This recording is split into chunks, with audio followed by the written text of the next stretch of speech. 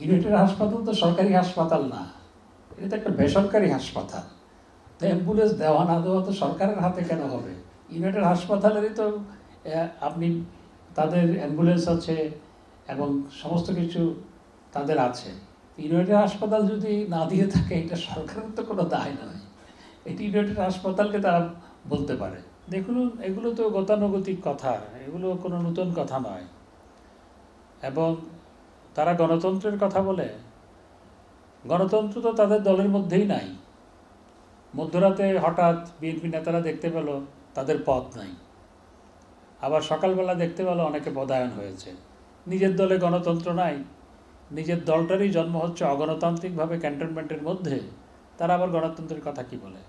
বাংলাদেশে গণতন্ত্র রক্ষা করেছে আওয়ামী লীগ এবং আওয়ামী লীগ নেত্রী জননেত্রী শেখ হাসিনা। তার নেতৃত্বে বারবার শিকলবন্দি গণতন্ত্র মুক্তি লাভ করেছে। তার নেতৃত্বে আন্দোলনের কারণেই বেগম খালেদা জিয়াও মুক্তি লাভ করেছিল ১/১১-র পরে। এবং জুলুম নির্যাতনের কথা বলছেন, বিএনপির আমলে আমাদের উপর যে জুলুম নির্যাতন হয়েছে, আমাদের পার্টি অফিসের সামনে পার্মানেন্ট কাঁটাতারের বেড়া থাকতো, সেই বেড়ার বাইরে আমরা যেতে পারতাম না। আমাদের পার্টি অফিসে তারা আমাদেরকে ভিতরে রেখে, আমি নিজেও ছিলাম, আমাদেরকে ভিতরে রেখে তালা মেরে দিয়েছিল। সেই তালা খোলার জন্য জননেত্রী শেখ হাসিনা সুদের সদন থেকে গিয়ে সেই তালা খুলেছিলেন।